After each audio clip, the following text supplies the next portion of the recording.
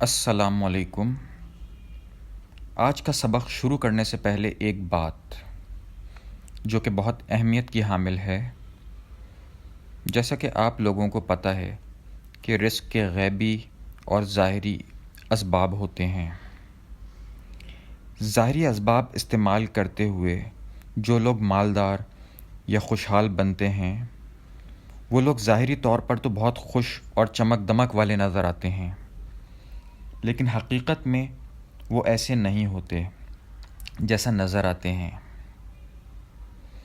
جبکہ رزق کے غیبی اسباب کو استعمال کر کے جو لوگ کامیاب ہوتے ہیں وہ اس سے کہیں زیادہ خوشحال ہوتے ہیں جتنا وہ نظر آتے ہیں۔ یہ جو موجودہ حالات ہیں، روز بروز پریشانیاں ہیں، مہنگائی ہے، کاروباری حالات ہیں، ان سے پریشان ہونا فطری بات ہے۔ ہر عقل مند اور ذمہ دار شخص اس سے پریشان ہو سکتا ہے، لیکن ظاہر ہے صرف پریشان ہونے سے حالات تبدیل نہیں ہوتے، بلکہ کچھ کرنے سے حالات بدلیں گے۔ کرنا کیا ہے؟ بس یہ کہ ظاہری اسباب کے ساتھ ساتھ ان غیبی اسباب کو استعمال کرنا، یہ ہے ایکشن پلان۔ ان اسباب کو سیکھنا، سمجھنا، ان پر غور کرنا اور ان پر عمل کرنا ضروری ہے۔ کچھ نہ کر کے باتیں کرنا، تبصرے کرنا، کچھ نہ کر کے اچھے دنوں کا انتظار کرنا ایک بے وقوفی ہے۔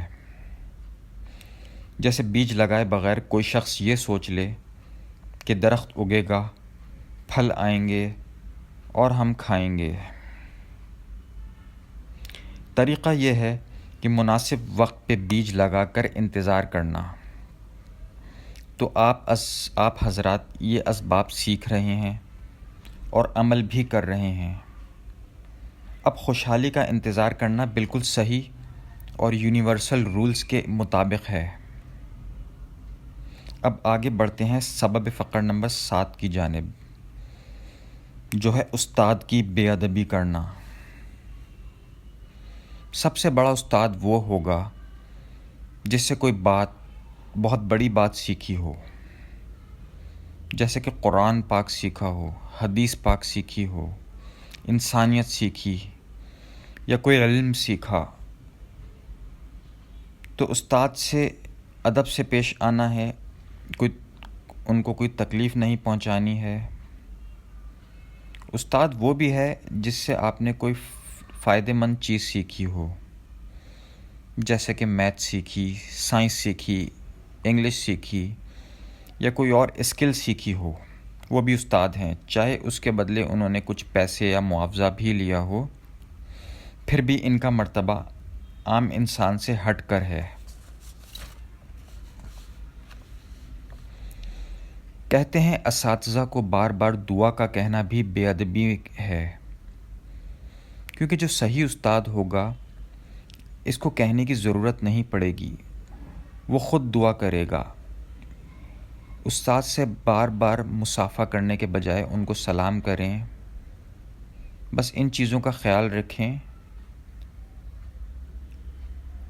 اب آگے بڑھتے ہیں سبب غنا نمبر 5 کی جانب۔ یہ بھی وسعت کا سبب ہے۔ اس کا موقع بھی کبھی کبھار آتا ہے، جو کہ ہے بیٹھنے کی تنگ جگہ میں دوسروں کے لیے کشادگی پیدا کرنا۔ اگر ہم کہیں بیٹھے ہیں اور جگہ تنگ ہے تو تھوڑا سمٹ کر دوسروں کے لیے کشادگی پیدا کرنا، دوسروں کو جگہ دینا، یہ بات اللہ تعالیٰ کو پسند ہے۔ اس پر کشادگی پیدا کرنے والے کے لیے کشادگی کا فیصلہ ہوتا ہے۔ جیسے کہ دسترخوان پر بیٹھے ہوں یا گاڑی کی پچھلی سیٹ پر ہوں تو اپنے طور پر تھوڑا سمٹ کر بیٹھ جائیں۔ اگر 1 انچ بھی سمٹ گئے تو یہ سبب ایکٹیویٹ ہو جائے گا، لیکن اس سبب کی تکمیل کے لیے بھی سمجھداری ضروری ہے۔ ایسا نہ ہو کہ کسی کے لیے کشادگی پیدا کرنے کی کوشش میں دوسروں کے لیے تنگی ہو جائے، اس بات کا خیال ضرور رکھیں۔ ایک اور ایڈیشنل بات، ہم نے پچھلی کلاسز میں ایک سبب سنا تھا، سبب فقر میں نماز چھوڑ دینا۔ اس میں ایک ایڈیشن کریں گے۔ ایک تو ترک الصلاۃ تھا کہ جو نماز چھوڑے گا وہ رزق کے غیبی نظام سے فائدہ نہیں اٹھا سکے گا۔ اسی سبب سے ریلیٹڈ ایک اور بات، نماز میں سستی کرنا۔ مثلا نماز کا وقت ہو گیا، سستی کر رہے ہیں، ابھی پڑھتا ہوں، بس ابھی پڑھتا ہوں۔ یہ سستی خطرناک ہے، رزق کے غیبی نظام میں خلل آ جاتا ہے اس سے۔ اچھا طریقہ یہ ہے کہ جیسے ہی اذان ہو تو آپ جو کام کر رہے ہوں اس کو روک دیں۔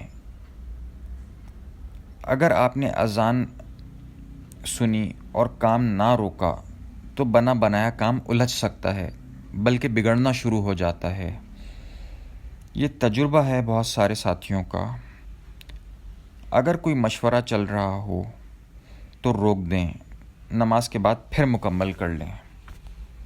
السلام علیکم۔